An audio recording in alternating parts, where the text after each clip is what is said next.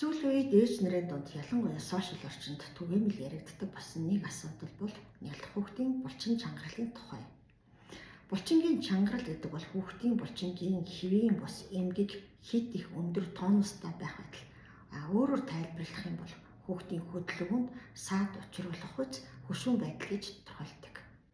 Нялх хүүхдүүд булчин чангаралтай байх үндсэн суурь шалтгаан маань хүүхэд эхийн хөвлөж байж буйн ургийн байрлалтай холбоотой. Эхийн хөвлөд боожиж байгаа ургийн хөл гарн шахагдсан байдалтай хөдөлгөөн нь хязгаарлагдмал байдаг тул төрсний дараагаар хүүхдийн хөл гарын нуглагч булчинд физиологийн чангаралын шинжүүд илэрдэг. Ихэнх тохиолдолд энэ нь эмгэг биш байдаг бөгөөд ургийн байрлалд удаан байх физиологийн энэ төлөв байдал маань төрснөөс хойш 2-4 сартад аачимдаа арилдаг. Хүүхдийн булчингийн чангарал маань дээрээсээ доошо чиглэлтэй аачимдаа арилна. Эхлээд гарын булчингийн чангарал, дараад нь хөлийн булчингийн чангарал арилдаг. Энэхүү физиологийн гипертоник шинжид ямар нэгэн эмчилгээ шаардлагагүй юм. Нялх хүүхдийн мэдрэлийн систем үүсэх явцад хэд хэдэн онцлог гипертоник шинжүүд бол ажиглагддаг. Эдгээр шинжүүдийн талаар эцэг эхчүүд маань төдийлөн ойлголтгүй байдгийн улмаас хүүхэд маань булчин чангаралтай байна гэж барайчид очих, мэдрэлийн талаасаа бол өөрчлөлттэй байна гэж сэтгэц нөлөөт эмийг уулгах ийм тохиолдлууд бол бас цөөнгүй ажиглагддаг.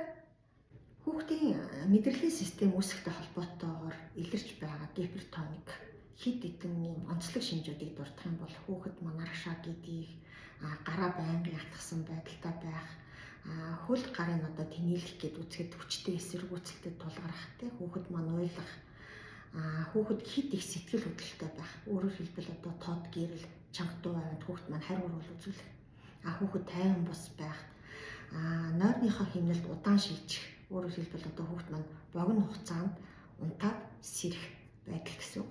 Мөн хоол боловсруулах системийн талаас гэдэс дүүрэх, гуйлгах, колик болон дисхизийн шинжүүд илэрх.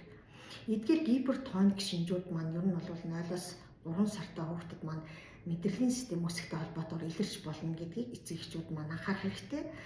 Мөн түнчлэн эдгээр шинжүүд дээр үндэслээд булчин чангарал болон мэдрэлийн системийн талаас эмгэг өөрчлөлт байна гэд шууд оншийг тавьдгүй байгаа.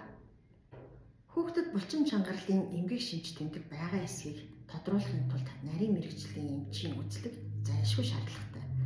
Нарийн мэрэгжлийн эмч буюу хүүхэд нейроэмч, мэдрэлийн эмч нар маань ямар үзлэг шинжилгээ хийдэг вэ гэхээр нэгдүгээрт нь эхийн жирэмслэлт болон төрөлтийн байдал, хүүхдийн төрх үйл явц, төрсний дараагаар хүүхэд маань уман гаднах амьдралдаа хэрхэн дасан зогтсон, хөхөөрөө хоолдож байгаа эсэх, хоол боловсруулах болон мэдрэлийн системийн талаас ямар эмгэг өөрчлөлтүүд илэрч байгаа талаар бол тодруулна.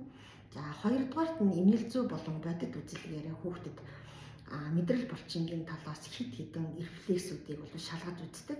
Тухайлбал тулгуурын рефлекс, автомат алхалтын рефлекс, лабиринтийн чангарах рефлекс, хүзүүний жигд болон жигд бус чангарах рефлексүүд гээд хэд хэдэн рефлексүүдийг шалгаж энэ хүүхдэд маань булчин чангаралын шинж тэмдэг байгаа эсхийг бол тодруулдаг.